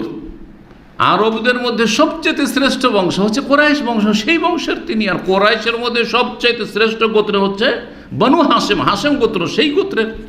জি, তারপরে বললেন যে ফাকালা, দ্বিতীয় প্রশ্ন, হাল কালা হাজাল কল মিনকুম আহাদুন কাবলাহু, ইতিপূর্বে এই ধরনের দাবি দাবা কেউ করেছে, মানে মুহাম্মদের আগে সাল্লাল্লাহু আলাইহি ওয়াসাল্লাম আরও কেউ এরকম ছিল যে দাবি করেছে আমি রসুল এসেছি তোমাদের মাঝে, এরকম আরব দেশে কেউ এসছে যে নবুয়ত দাবি করবে? আল্লাহ কেউ কথা বলেনি এইরকম, এই প্রথম বলছে আমি নবী হয়ে এসেছি, সত্য কথা। কালাফা আশরাফুন নাস ইত্তাবাহু আম দুআফাহু, তৃতীয় প্রশ্ন, আচ্ছা তার যারা অনসারী তারা কি সম্ভ্রান্ত পরিবারের, মানে ধনাঢ্য পরিবারের নেতাদের বাড়ি থেকে বেরিয়ে আসছে, না গরিব পরিবার থেকে আসছে? তৃতীয় প্রশ্ন। জি, তাহলে উত্তরে কি বললেন আবু সুফিয়ান? বাল দুআফা আহমদ, দুর্বল, গরিব, অসহায়, দাস দাসী, হ্যাঁ, এতিম, এই ধরনের লোকেরা তারা কি করছে? ইসলাম গ্রহণ করছে এবং নবী মুহাম্মদ সাল্লাল্লাহু আলাইহি ওয়াসাল্লামের অনুসারী হচ্ছে। সম্ভ্রান্ত পরিবার, সম্ভ্রান্ত মানে এই দিক থেকে ধনের দিক থেকে, বংশী মর্যাদার দিক থেকে, প্রভাবের দিক থেকে যারা নেতা মাথা মক্কার, ওদের পরিবার থেকে খুব কম ইসলাম গ্রহণ করছে। এমন নয় যে একেবারে ছিল না, অবশ্যই ছিল, কারণ সম্ভ্রান্ত আবু বকর সিদ্দিক রাদিয়াল্লাহু তাআলা, সম্ভ্রান্ত ধনাঢ্য ওসমান রাদিয়াল্লাহু তাআলা তারা ইসলাম গ্রহণ করেছেন, বোঝা গেছে না? কিন্তু তারা হাতে গণা মাত্র ছিল, তাদের সংখ্যা খুবই কম ছিল। আর অধিকাংশ, এটা বলা হয়েছে মেজরিটিকে সামনে রেখে কেন্দ্র করে, যে অধিকাংশ যারা মুহাম্মদ সাল্লাল্লাহু আলাইহি ওয়াসাল্লাম অনুসারী হচ্ছেন প্রথম তারা ছিলেন সব সমাজের দুর্বল, অসহায়, গরিব, দুঃখী মানুষ। এটা হচ্ছে হকের দাওয়াতের লক্ষণ, হকের দাওয়াতের লক্ষণ, ভালো করে শুনে রাখেন। জি, সালাফি দাওয়াতকে যদি চিন্তা হয় যে এটি হকের দাওয়াত, আহলে হাদিসদের দাওয়াত যে হকের দাওয়াত, তো এটা আপনি বাস্তবে মিলিয়ে দেখবেন, তাহলে বুঝতে পারবেন। জি, প্রথম দিকে নেতা মাথারা সহি আকীদা আসতে চায় না, শিরক বিদআত ত্যাগ করে আসতে চায় না, ও মোল্লাদের ঘর থেকে সহজে আসতে চায় না। এগুলো প্রভাবশালী সমাজে সেই সব পরিবার থেকে হেদায়েত আসতে চায় না। গরিব দুঃখী শ্রমিক, যাদেরকে শ্রমিক বলা হচ্ছে, এক শ্রেণীর ব্রাদাররা আপনাদেরকে এই ধরনের কথা বলে থাকে, যারা বেয়াদব, যে নাকি আপনারা যারা প্রবাসে আছেন সব শ্রমিক। দেখেন শ্রমিকরাই কিন্তু অধিকাংশ আহলে হাদিস হচ্ছে, যাদেরকে শ্রমিক বলা হচ্ছে, তাই কিনা? আর তারপরে তখন দুটো একটা এরকম প্রভাবশালী নেতৃস্থানীয় ব্যক্তি সহি আকীদা আছে, কিন্তু তাদের সংখ্যা একেবারে নগণ্য। জি, তারপরে 4 নম্বর প্রশ্ন, মনে রাখবেন প্রশ্নগুলো। জিজ্ঞেস করলেন এই রোম সম্রাট, আয়াজিদুন আম ইয়ানকুসুন, সংখ্যা তাদের বাড়ছে না কমছে? মানে মুহাম্মদ সাল্লাল্লাহু আলাইহি ওয়াসাল্লাম অনুসারীদের সংখ্যা বাড়ছে না কমছে? কাল বল ইয়াজিদুন, বাড়তেই আছে, এত যে আমরা বাধা দিয়েছি, বিরোধিতা করছি, তবুও বাড়তেই আছে, মিথ্যা কথা বলতে পারছে না। কালা, কয় নম্বর প্রশ্ন? 5 নম্বর চলে আসলো। ফাহাল ইয়ারতাদু আহাদুম মিনহুম সাখতাতান লিদীনি বাদা ইয়াদখুলা ফি, ইসলামে প্রবেশ করার পরে, মুহাম্মদ সাল্লাল্লাহু আলাইহি ওয়াসাল্লাম নিয়ে আসা দিনে ধর্মে প্রবেশ করার পরে কেউ অসন্তুষ্ট হয়ে ফিরে আসছে না? যে বাস মুসলিম হইল তো হইল, আর ফিরে আসে না? জাল্লা, কেউ ফিরে না, একেবারে পাগল হয়ে যাচ্ছে, স্বামীকে ছেড়ে স্ত্রী চলে যাচ্ছে, বাপকে ছেড়ে ছেলে মেয়ে চলে যাচ্ছে, এইরকম হচ্ছে। স্ত্রী ছেড়ে স্বামী ইসলাম গ্রহণ করছে। খুদ উমর রাদিয়াল্লাহু তাআলা আনহু, দুটা মুশরিক স্ত্রী, ওদের আবু বকর সিদ্দিক রাদিয়াল্লাহু তাআলা, তার বড় স্ত্রী আসমার মা ইসলামই গ্রহণ করেন। যা তুই স্ত্রী, তোর দরকার না, আমার ইসলাম, আল্লাহকে দরকার। না, এটাও হয় না, যে ইসলামে ঢুকলো তো ঢুকলো, আর বেরিয়ে আসে না। কাল, তারপরে প্রশ্ন করেছেন, ফাহাল কুনতুম তাত্তাহিমুনা বিল কাযিবি ক্বাবলা ইয়াকুলা মা কাল, এই যে নবী রসুল হওয়ার দাবি করেছে, এই কথা বলার পূর্বে জীবনে কোনোদিন মুহাম্মদকে মিথ্যা কথা বলতে শুনেছ? কোনদিন মিথ্যা কথা বলেছে? প্রমাণ আছে? আল্লাহ জীবনে আগে মিথ্যা কথা বলেনি, এখন বলা শুরু করেছে। জীবনে মিথ্যা কথা বলেন, প্রমাণ হয়ে গেল যে না, তাহলে সত্যবাদী। 7 নম্বর প্রশ্ন, তাই না? না 8, 7। ফাহাল ইয়াগদের, সে কোনোদিন গাদ্দারি করে? গাদ্দারি মানে বিশ্বাস, মির্জাফরি করা, নামটাই পড়ে গেছে মির্জাফরি, তাই না? বিশ্বাসঘাতকতা, ওয়াদা করে ওয়াদা খেলাফি করা, চুক্তি করে চুক্তি ভঙ্গ করা। জি হ্যাঁ, এইরকম কেউ গাদ্দারি, কি সে গাদ্দারি করে? মানে মুহাম্মদ সাল্লাল্লাহু আলাইহি ওয়াসাল্লাম, আল্লাহ না, কোনো দিনই কিন্তু যদি কোনো ওয়াদা চুক্তি হয়ে যায় তো ওয়াদাতে আপন জায়গায় ঠিক আছে, কোনো দিন জীবনে তার প্রমাণ নেই যে সে গাদ্দারি করেছে, বিশ্বাসঘাতকতা করেছে। কিন্তু এইখানে একটু সুযোগ নিল আবু সুফিয়ান, কারণ কিছুই বলতে পারলাম না, মুহাম্মদ সাল্লাল্লাহু আলাইহি ওয়াসাল্লাম নেগেটিভ, এটা হয়, একটু তো কিছু বলার চেষ্টা করতে হবে, একটু তো ভুল বোঝাবার চেষ্টা করতে হবে, তাই না? যার অন্তরে বিদ্বেষ থাকবে, ভালোটারও খারাপ ব্যাখ্যা করা যেতে পারে, পারে না? পারে না? পারে। এত আমার কাছ থেকে এলেম শিখছেন, তারপরেও আমার সম্পর্কে নেগেটিভ বলা সহজ। আর ওনার সবই ভালো, উনি একটু অহংকারী, বলছেন না বেদাতিরা, যার অন্তরে বিদ্বেষ আছে, যতই ওনার কথাগুলি ভালো, কিন্তু উনি অহংকারী, কাউকে আলেম মনে করেন না।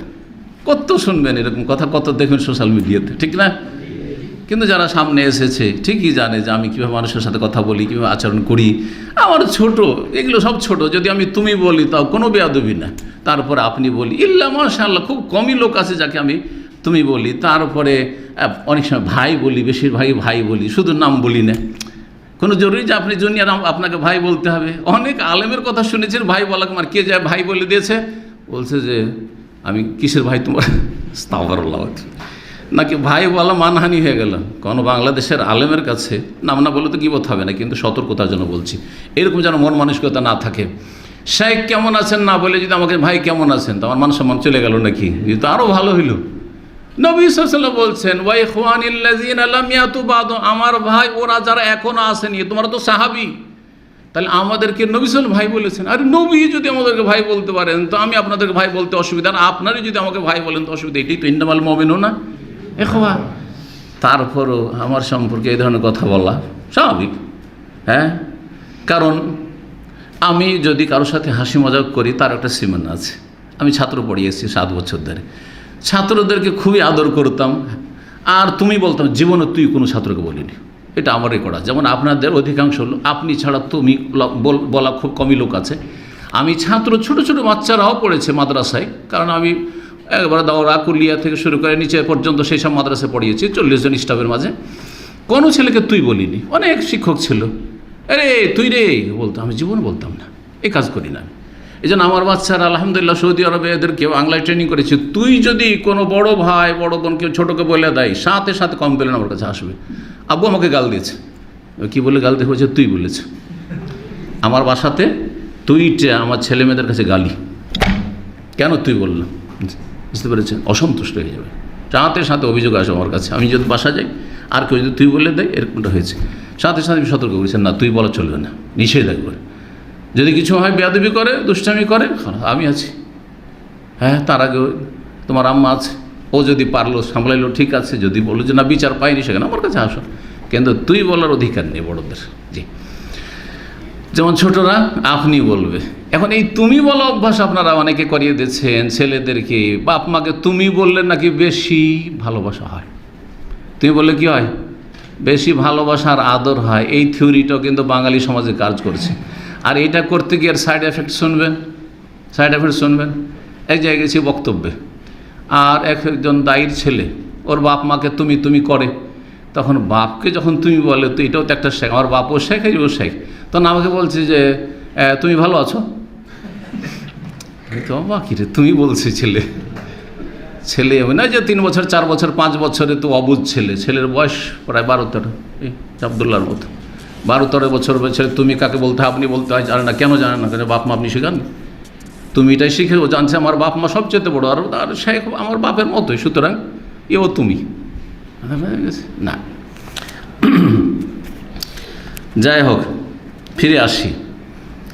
আবু সুফিয়ান সুযোগ নিল যে একটা কিছু বলা যাক যেটাতে রাজাকে একটা খারাপ ধারণা দিতে পারি, হ্যাঁ, এবং মুহাম্মদ সাল্লাল্লাহু আলাইহি ওয়াসাল্লামের ভাবমূর্তি নষ্ট করতে পারি। এখানে সুযোগ কি নিল?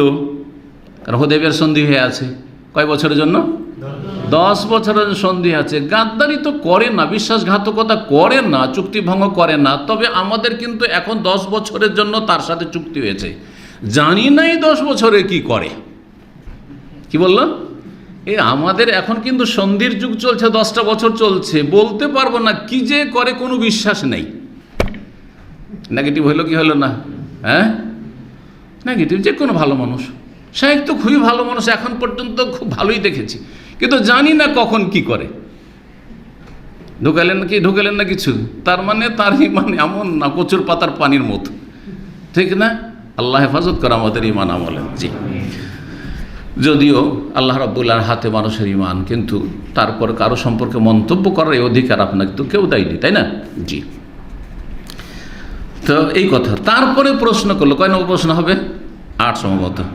ফাহাল কাতাল তুমু হো, কোনোদিন তার সাথে বা তার সাথী সঙ্গীদের সাথে তোমাদের যুদ্ধ বাঁধে, লড়াই টড়াই হয়েছে? বলছে হ্যাঁ, লড়াই তো হয়, মাঝে মাঝে লড়াই যুদ্ধ হয়, আর হয়েছে, বদর হয়েছে, ওহদ হয়েছে, খন্দক হয়েছে, ঠিক না? আরও ছোটোখাটো যেগুলো হয়েছে। কেতালুকুম ইয়াহু, যুদ্ধের পরিণতিটা কেমন, কারা জিতে, কি অবস্থা হয়, শেষ পরিণাম? তখন বললেন আবু সুফিয়ান, আল হারবু বাইনানা ওয়া বাইনাহু সিজালুন ইয়ানালু মিন্না ওয়া নানালু মিনহু, আমাদের মাঝে আর তাদের মাঝে বা নবী সাল্লাল্লাহু আলাইহি ওয়াসাল্লামের মাঝে যে যুদ্ধগুলি হয় সেগুলি হচ্ছে কুয়োর বালতির মতো বা কূপের বালতির মতো। কূপের বালতি বুঝেন তো, যে সরকারি কূপ, সরকারি কুয়া থাকে, সরকারি কুয়াতে কোনোদিন পানি খেয়েছেন? না খান নাই? একটা হচ্ছে আপনার ব্যক্তি কুয়া, যে আপনাদের বাড়িতে এরকম কুয়া এক যুগে ছিল, যখন নলকূপ টিউবওয়েলের ব্যবস্থা ছিল না, সেই যুগে আমাদের কূপ ছিল, কুয়া ছিল বাড়িতে বা বাড়ির পিছনে পর্দার মধ্যে। আর তারপরে টিউবওয়েলের যুগ আসলো। আর একটা হয়তো সিমেন্টেড সরকারের পক্ষ থেকে এক এক মহল্লাতে এক একটা কি থাকতো, কুয়া থাকতো, কূপ থাকতো, সেখানে একটা বালতি থাকতো, সেই বালতিতে কিন্তু 24 ঘন্টা থাকবে ওখানে।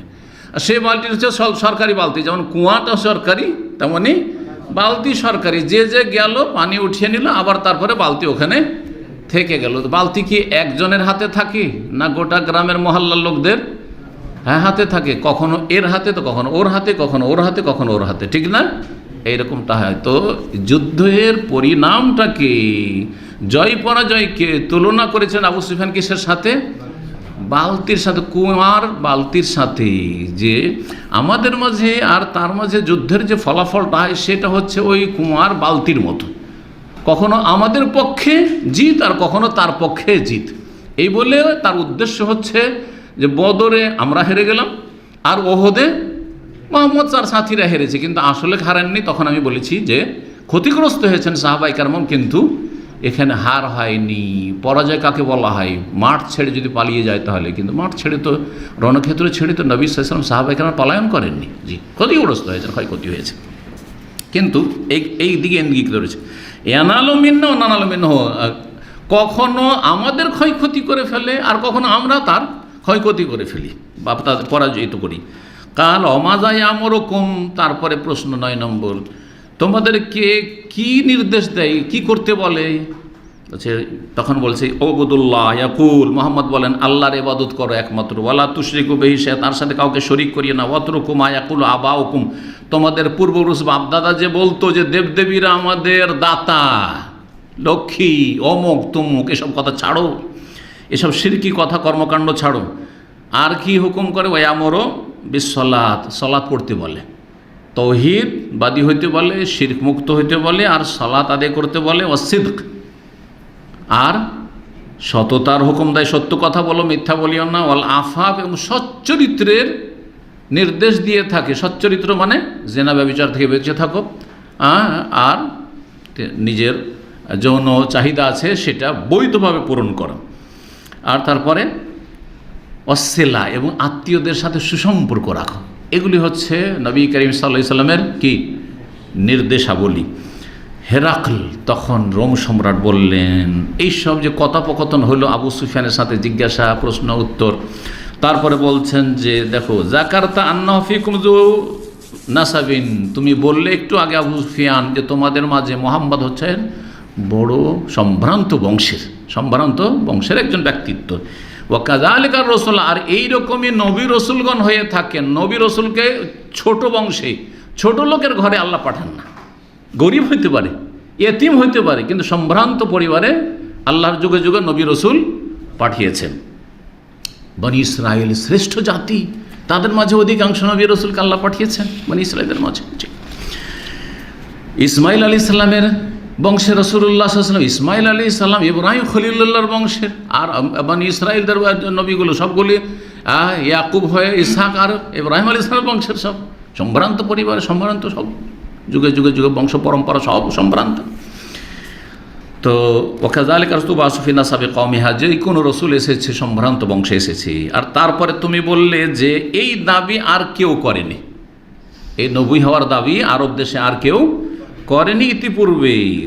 এ কথা যে বললে, আমি এই জন্য জিজ্ঞাসা করলাম যে যদি তার পূর্বে কেউ এইরকম নবী হওয়ার দাবি করে থাকতো, তো কিছু লোক আছে নেতৃত্বের লোভী, পদলোভী, তো হইতে পারে চিন্তা করতাম যে ওই লোককে ফলো করে দিচ্ছে, ওই লোক তো এইরকম কথা বললে ফেমাস হওয়ার চেষ্টা করেছিল, হইতে পারেনি অথবা হয়েছে, আমিও ফেমাস হই।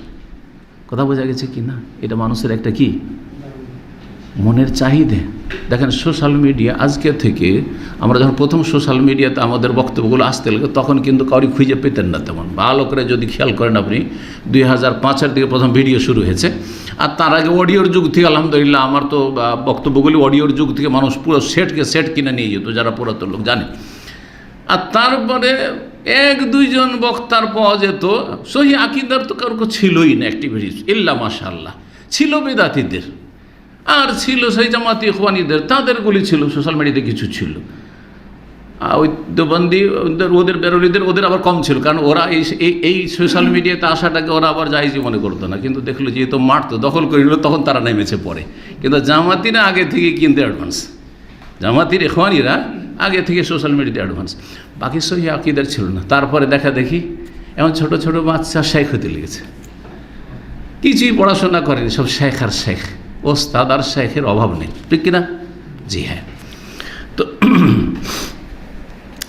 তো তাই বলছেন যে যদি তার পূর্বে কেউ এরকম দাবি করে থাকতো, তো আমি বলতাম যে হ্যাঁ, এও সেই দাবিটা করেছে কিসের জন্য? হ্যাঁ, খ্যাতি লাভের জন্য। আর তারপরে আরেকটি প্রশ্ন করেছিলাম যে তার পূর্বপুরুষদের মধ্যে কেউ রাজা ছিল, এটাও জিজ্ঞাসা ছিল, এটাও একটা জিজ্ঞাসা ছিল। তো বলছে যে তুমি বলে যে না, পূর্বপুরুষ মক্কাতে কেউ রাজা ছিল না, রাজত্ব ছিল না, রাষ্ট্রীয় কোনো শাসন ব্যবস্থা ছিল না। কি শাসন ব্যবস্থা ছিল? গোত্রীয় শাসন। যে কোনো বংশের একজন সর্দার, ওকে সৈয়দ বলা হয়তো, সর্দার বলা হয়তো, সর্দার দেখাশোনা করতো, যে নেতা, ওই নেতা। এটা না থাকলে ইসলামের দাওয়াত দেওয়াটা বড় মুশকিল হয়ে যেত।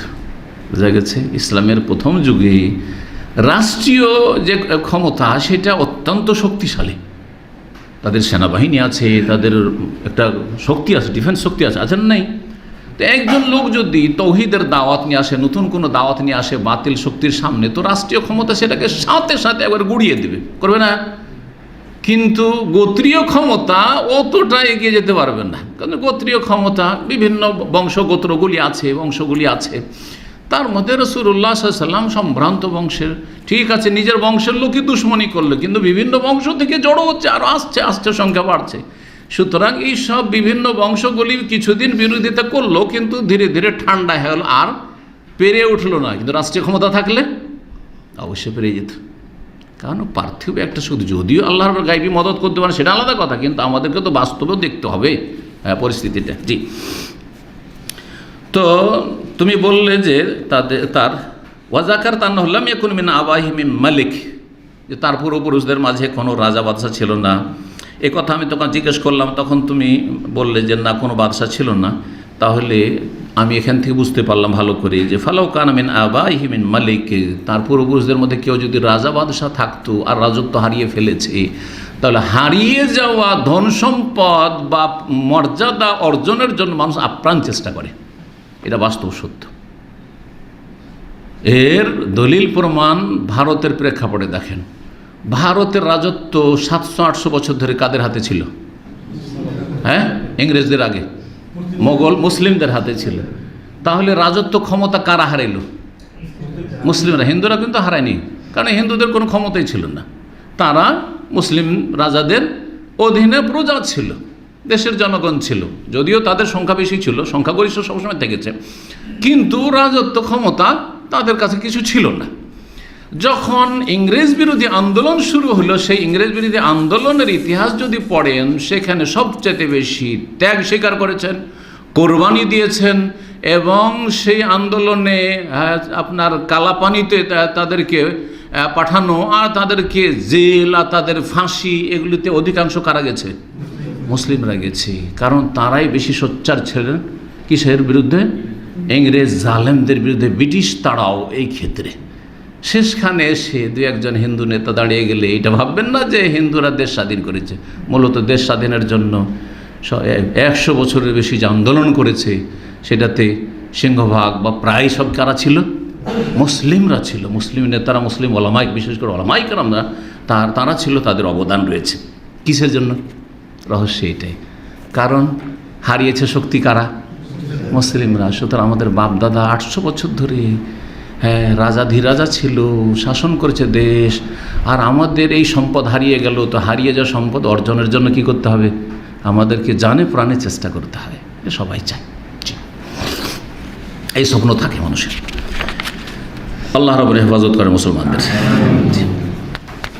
যদি তার পূর্বপুরুষদের মধ্যে কেউ রাজা থাকতো, তাহলে আমি ভাবতাম যে রাজুলুন ইয়াতলু মুলকা আবিহি, এও সেই ব্যক্তি যে বাপদাদার হারিয়ে যাওয়া নেতৃত্ব বা ক্ষমতা, রাজত্ব হাসিলের জন্য বা পুনরুদ্ধারের জন্য সচেষ্ট রয়েছে। সেই জন্য এই একটা রাস্তা নিয়েছে যে আমি নবী রসুল দাবি করব, এর মাধ্যমে আমার কিছু ভক্ত তৈরি হবে, আর এই ভক্তগুলোর মাধ্যমে তখন আমি ক্ষমতায় গিয়ে পৌঁছতে পারবো। তারপরে জিজ্ঞাসা করেছিলাম তোমাকে যে সে মিথ্যা কথা বলে কি না, তখন বললে যে না, সে মিথ্যা কথা বলে না।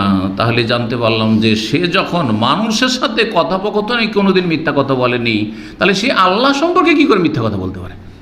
যেই লোকটি মানুষের সাথে মিথ্যা বলে না, সে আল্লাহ সম্পর্কে কি করে, স্রষ্টা সম্পর্কে কি করে মিথ্যা বলতে পারে? এটা হইতেই পারে না।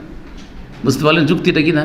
জি হ্যাঁ, কারণ মানুষের সাথে মিথ্যা কথা বলা অনেক সময় প্রয়োজনে অনেকে বলে দেয়, কিন্তু আল্লাহ সম্পর্কে, আল্লাহর দিন সম্পর্কে জেনে শুনে মিথ্যা কথা বলা, এটা যেমন তোমার কথা নয়। জি, বুঝতে পারছি, চরম অপরাধ। আমি এটাকে ধর্ম নয়, অথচ ধর্ম করে দিচ্ছি।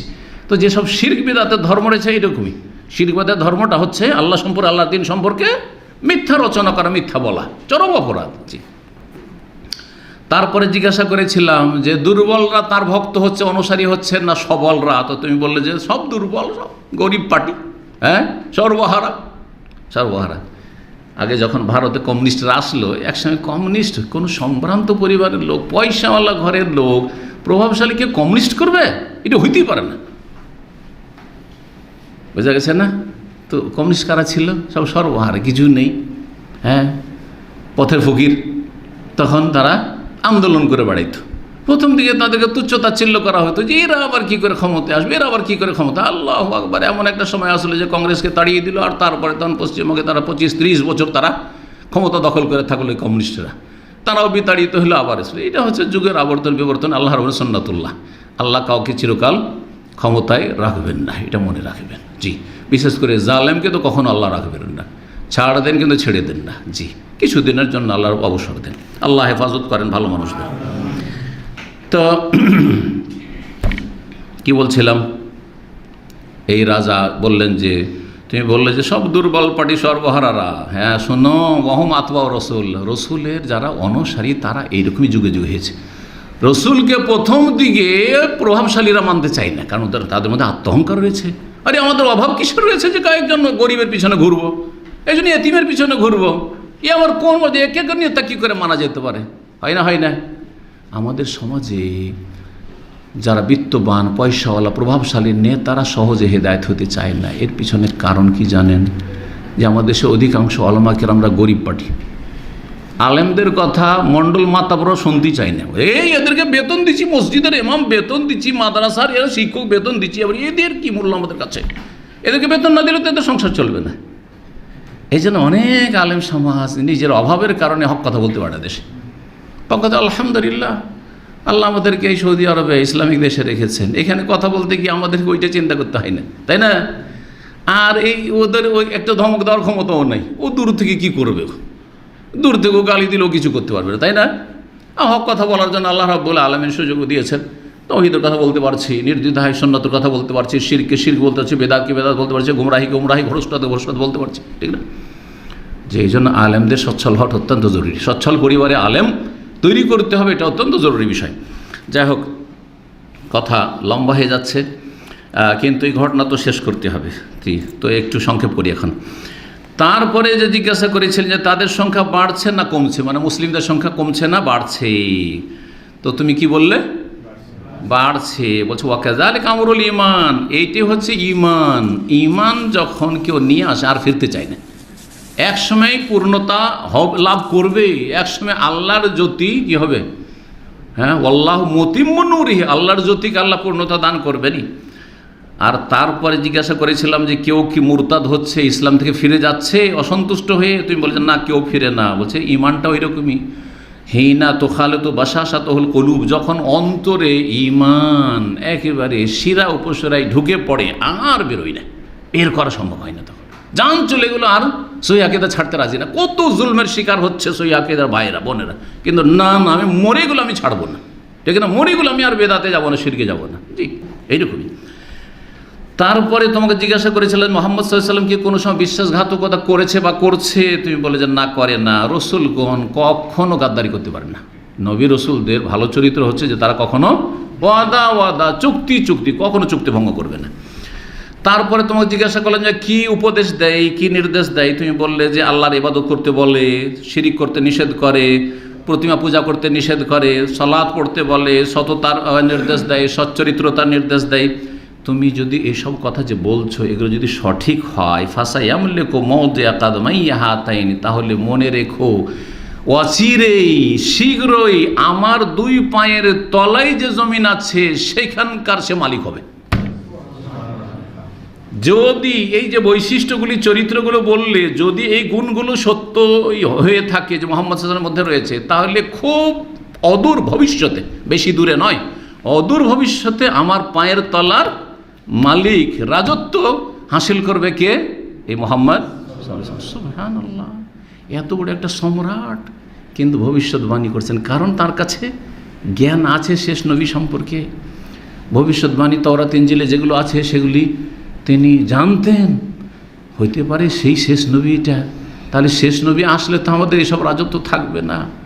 হ্যাঁ, এইসব বিষয় তার অনেকটা জানা ছিল, এবং যেসব লক্ষণগুলি একজন মানুষ এত বড় একটা দেশ চালাচ্ছে, বিচক্ষণ অবশ্যই। জি, তারপরে বলছেন যে আমার ধারণা ওয়াকাদ কুনতু আ'লামু আন্নাহু খারিজ, আমি জানি যে শেষ নবী কিন্তু শেষ নবীর আবির্ভাব হবে, শেষ নবী আগমন করবেন, কিন্তু ওয়ালাম আকুন আযুন্নুহু মিনকুম, কিন্তু আমার ধারণা ছিল না যে তোমাদের মক্কা থেকে বেরোবে। আমার ধারণা যে আগের নবীগুলো আমাদের এই প্যালেস্টাইন ফিলিস্তিন থেকে বনি ইসরায়েল থেকে এসছে, সুতরাং আমাদের গোত্র বংশেই কিন্তু এই সামদেশে আসবে, এটা আমার ধারণা ছিল।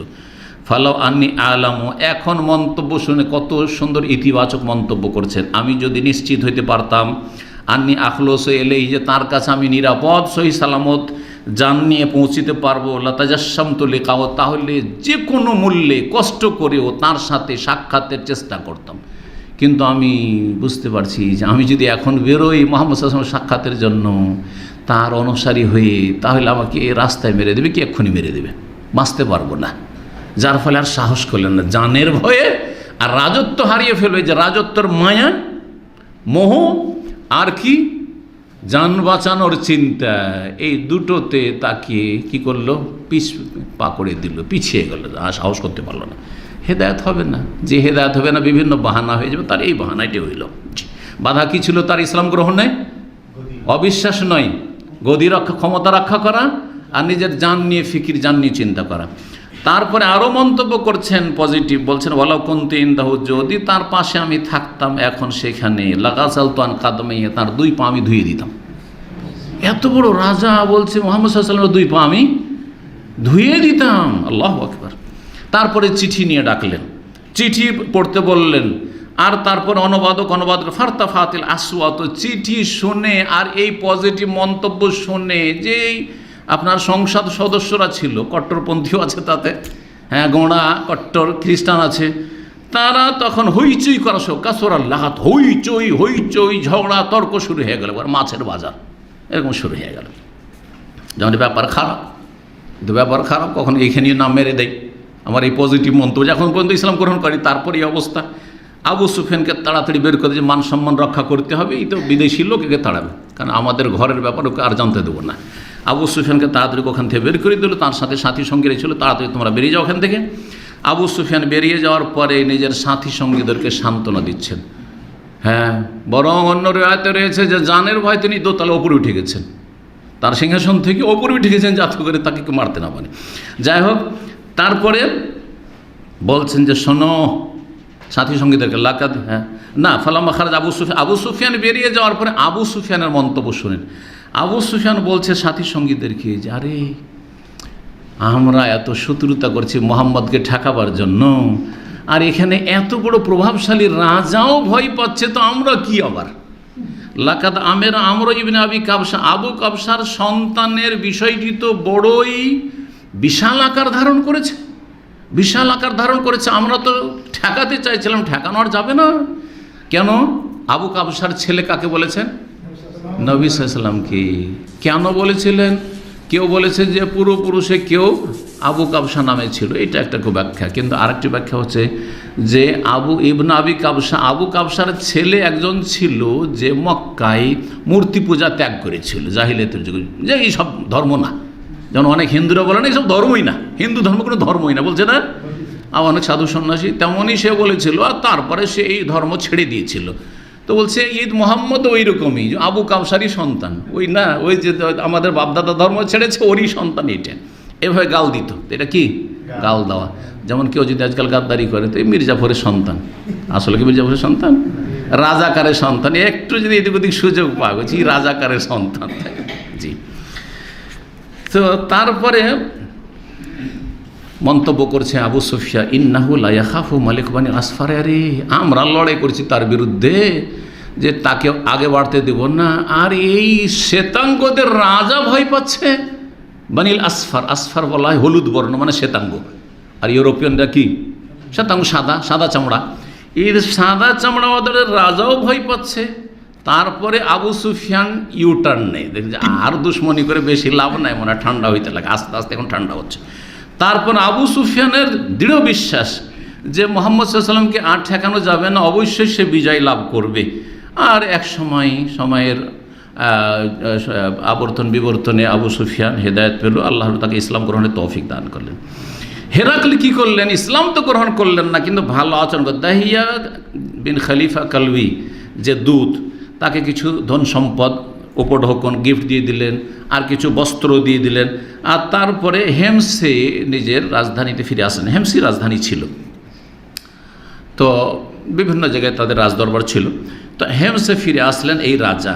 তারপরে এখানে মিটিং বসালেন, বড় বড় যে রোমের নেতারা ছিল, মন্ত্রীরা ছিল, তাদেরকে নিয়ে একটি আপনার ছাউনিতে অথবা একটি এতে আপনার যেটা খেমা, তাঁবুতে মিটিং বসালেন। আর তারপরে দরজা সব বন্ধ করে দিলেন। হল ধরেন, সেই হলে বা সংসদের সমস্ত দরজা বন্ধ করে দিলেন। দরজা বন্ধ করে দেওয়ার পরে এখন তাদেরকে ইসলামের দাওয়াত দিয়েছেন, কারণ বিশ্বাস তো হয়ে গেছে।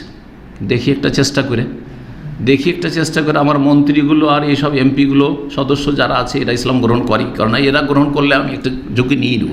হ্যাঁ, তখন জনগণকে সামিলে নেওয়া যাবে, কিন্তু এরাই যদি বিরোধী হয়ে যায় তাহলে মুশকিল, এখানে মেরে ফেলে দিব আমরা।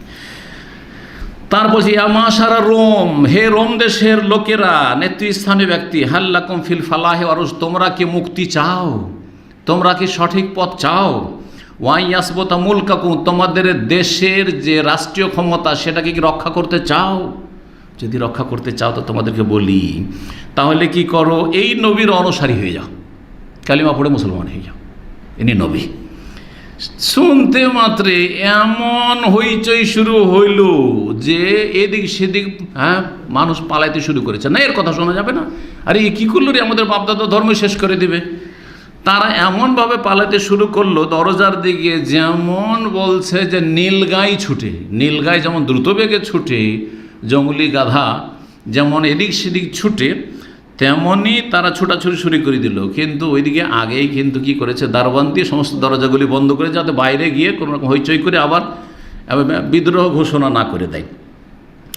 যখন রোম সম্রাট দেখলো যে আরে এদের তো ইসলামের প্রতি, মোহাম্মদের প্রতি চরম ঘৃণা, আর এদেরকে তো মানিয়ে নেওয়া যাবে না, এরা তো আমার কথা শুনবে না, তখন বলে এই শোনো শোনো, বসো বসো বসো বসো, সবকে বসাইলে আবার হইচই করিয়ে না, বসো।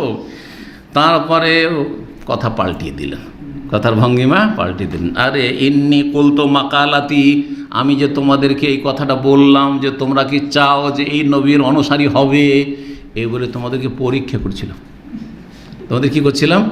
পরীক্ষা করেছিলাম যে তোমাদের কাছে যদু মধু কেউ আসবে, আসার পরে বলবে যে তোমাদের বাপদাদা ধর্ম ছাড়া একটা নতুন ভালো ধর্ম পেয়েছি, বললেই কি তোমরা ধর্ম পরিবর্তন করে ফেলবে? না, তোমরা ধর্মের ওপরে একেবারে শক্ত হয়ে আছো, এটা একটু পরীক্ষা করছিলাম। আমার পরীক্ষা হয়ে গেল, তোমরা ঠিক করেছো। ঠিক, এই যে ঠিক, এই ঠিক বলতে গিয়ে গোমরাহ, কথা বোঝা গেছে।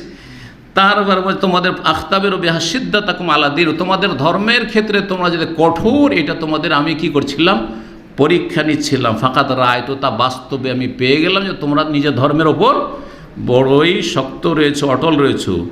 এই কথা শোনার পরে তারা সন্তুষ্ট হয়ে গেল এবং সেজদায় লুটিয়ে পড়লো, রাজাকে সেজদা করে দিল এবং সন্তুষ্ট হয়ে গেল। এর মাধ্যমে স্পষ্ট হয়ে ওঠে যে নবী সাল্লাল্লাহু আলাইহি সাল্লামকে তিনি চিনে ফেলেছিলেন যে ইনি সত্য নবী, এবং তাকে বিশ্বাসও করেছেন, তার সম্পর্কে সঠিক জ্ঞানও অর্জন করেছিলেন, অন্তর থেকে বিশ্বাস হয়েছিল, কিন্তু মুখে স্বীকৃতি দেননি।